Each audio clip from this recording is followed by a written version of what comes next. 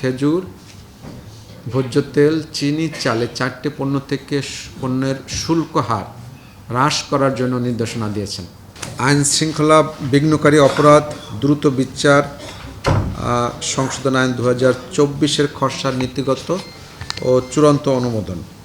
আপনারা জানেন যে আইন শৃঙ্খলা বিঘ্নকারী অপরাধ দ্রুত বিচার আইন 2002 প্রণয়ন জারি করা হয়েছিল এবং এটি প্রথম যখন আইনটি প্রণয়ন করে তখন এটা মেয়াদ ছিল 2 বছর। পরবর্তী সময় এটা কয়েক ধাপে মেয়াদ বৃদ্ধি করা হয়েছিল এবং এই মেয়াদটি শেষ হওয়ার নির্ধারিত ছিল 9 এপ্রিল 2024 তারিখে শেষ হওয়ার জন্য নির্ধারিত ছিল।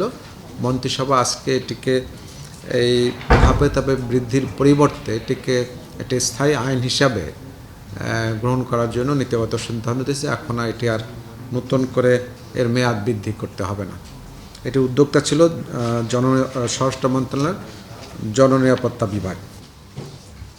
জাতীয় প্রাথমিক শিক্ষা একাডেমি আইন 2024-এর খসড়ার নীতিগত চূড়ান্ত অনুমোদন। এটি আপনারা জানেন যে গত বছরে 4 সেপ্টেম্বর আমাদের ক্যাবিনেটে নীতিগতভাবে এবং লেজিসলেটিভের ভেটিং সাপেক্ষে চূড়ান্ত অনুমোদন দেওয়া হয়েছিল। ওরা অনুমোদন করে যখন সংসদে নিয়ে গেছিলো ততক্ষণে সংসদ ওটা পাশ করতে পারেনি, সে সময় তারা পায়নি।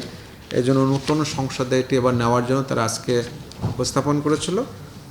এটি মন্ত্রিসভা চূড়ান্ত অনুমোদন করেছে ক্যাবিনেটে নেওয়ার জন্য। এটা অবৈধকরণ সংক্রান্ত যে দুবাইতে গত 30 নভেম্বর থেকে 12 ডিসেম্বর পর্যন্ত যে 28তম বা যেটা আমরা COP28 বলি সেটি অনুষ্ঠিত হয়েছে। সেখানে বাংলাদেশ প্রতিনিধি দল তৎকালীন পরিবেশ, বন ও জলবায়ু পরিবর্তন বিষয়ক মন্ত্রীর নেতৃত্বে একটি প্রতিনিধি দল অংশগ্রহণ করেছিলেন।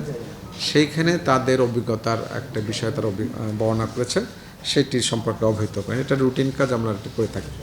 আচ্ছা, আমি আপনাদের কাছে আজকে বরঞ্চ যে বিষয়ে মাননীয় প্রধানমন্ত্রী আজকে যে কাজটি করেছেন এটি বিশেষ, আমরা যেটা সাধারণত আপনারা জানেন নির্বাচনের পরে উনি দ্রব্যমূল্য নিয়ন্ত্রণের জন্য সর্বাধিক গুরুত্ব দিয়েছিলেন এবং মাননীয় মন্ত্রীগণকে সংশ্লিষ্ট বিষয়ে যারা মন্ত্রী আছেন তাদেরকে পারস্পরিক সমন্বয়ের ভিত্তিতে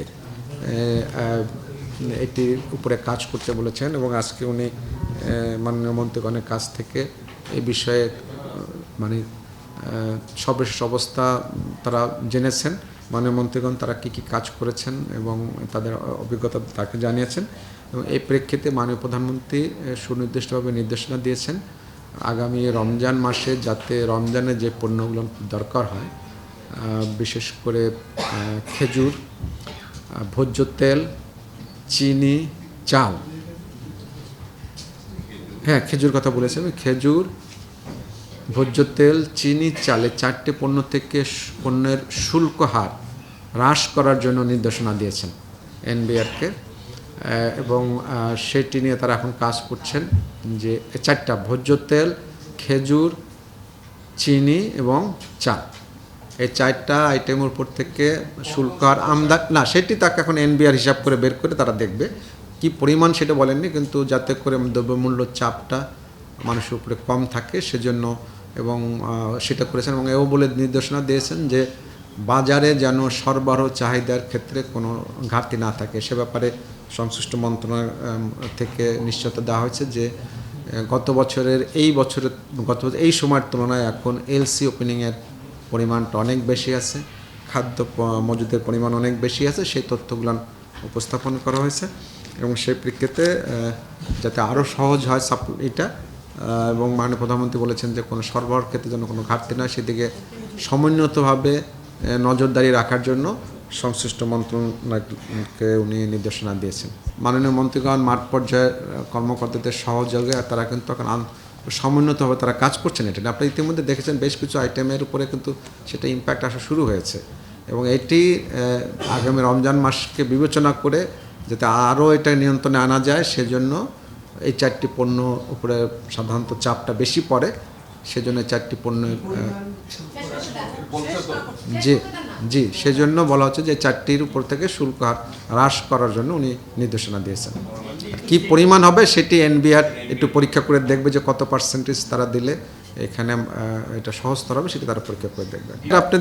আপনারা একটু দেখেন যে আজকে আপনার এক সপ্তাহ আগের বা 10 দিন আগের যে বিষয়টা ছিল তার থেকে কিছুটা হলো তো এখন মানে আমাদের প্রশাসনের তরফ থেকে সংশ্লিষ্ট মন্ত্রণালয়ের তরফ থেকে যে নজরদারি হচ্ছে সেটি তো আপনারা নোটিশ করতে পারছেন এবং তার ফলাফলও কিন্তু পাওয়া যাচ্ছে। এটা আপনারা নিশ্চয়ই খেয়াল করেছেন যে সেই ফলাফলটা এখন পাওয়া যাচ্ছে না। এখন ইতিমধ্যে খুব ক্লোজলি আমি বলবো এবং খুব কঠোরভাবে মনিটরিং করা হচ্ছে এটা।